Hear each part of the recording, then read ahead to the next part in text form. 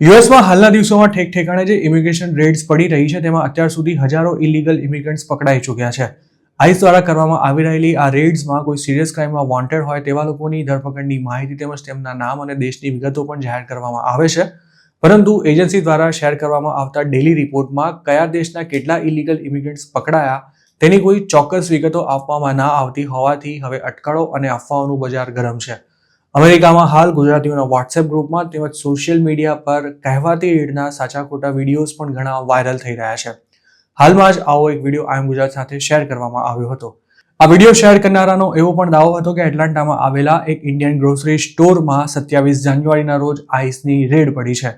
આ grocery store પણ એક ફેમસ ગુજરાતી રિટેલ ચેનનો હોવાનું વિડીયોમાં જણાવાયું હતું, પરંતુ હકીકત એ છે કે આ વિડીયો તદ્દન ફેક છે. તે એટલાન્ટાનો તો નથી જ, પરંતુ સાથે સાથે તેને આઈસની રેડ સાથે પણ કશી લેવા દેવા નથી. આઈ એમ ગુજરાત દ્વારા આ વિડીયો અંગે વધુ તપાસ કરવામાં આવી તો જાણવા મળ્યું કે કોઈ જૂની ઘટનાના વિડીયો પર ઇન્ડિયન ગ્રોસરી સ્ટોરમાં આઈસની રેડ પડી છે તેવા ટેક્સ્ટ લગાવીને તેને વાયરલ કરવામાં આવી રહ્યો છે.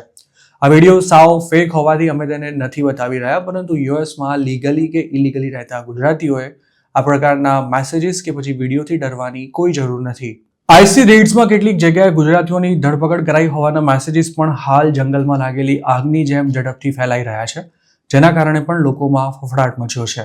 આઈ એમ ગુજરાત સાથે વાત કરતા મૂળ મહેસાણાના અને હાલ ઇલીગલી યુએસમાં રહેતા એક યુવકે એવું જણાવ્યું હતું કે ઇન્ડિયાના સ્ટેટના મિશિગન સિટીની આસપાસના કોઈ વિસ્તારમાં એક ગેસ સ્ટેશન પર કામ કરતા ગુજરાતી કપલને આઈસવાળા પકડી ગયા હોવાનો એક મેસેજ હાલ વાયરલ થઈ રહ્યો છે.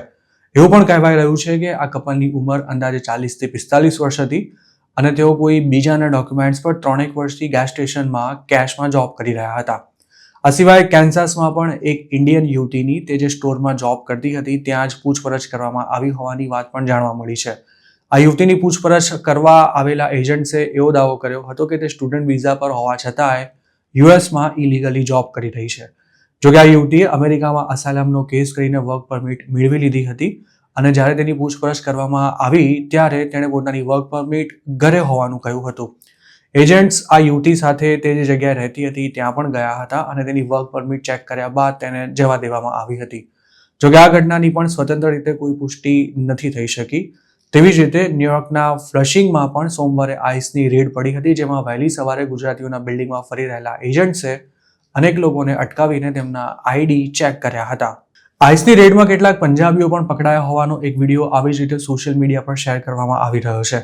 આ વિડીયો મેકડોનાલ્ડના કોઈ એક આઉટલેટ પાસે શૂટ કરવામાં આવ્યો હતો, જેમાં પોલીસની ગાડીઓ બહાર ઉભેલી જોઈ શકાય છે. વિડીયો શૂટ કરી રહેલો વ્યક્તિ તેમાં એવું બોલતા પણ સાંભળી શકાય છે કે આ જગ્યાએથી અરેસ્ટ થયેલો ઇન્ડિયન બીજા કોઈના આઈડી પર જોબ કરતો હતો.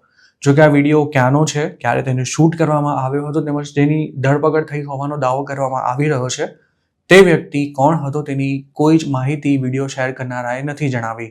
મતલબ કે આ વિડીયો પણ ઓથેન્ટિક છે કે કેમ તે એક સવાલ છે. જોકે આ પ્રકારના વિડીયોઝ અને મેસેજીસને કારણે લોકોમાં ડર ઓર વધી રહ્યો છે. ટેક્સાસથી વાત કરતા એક ગુજરાતીઓ તો એવો પણ દાવો કર્યો હતો કે અફવાઓને કારણે યુએસમાં ઇલીગલી રહેતા પરંતુ વર્ક પરમિટ ધરાવતા લોકોને પણ હવે જોબ પર જવામાં ડર લાગી રહ્યો છે.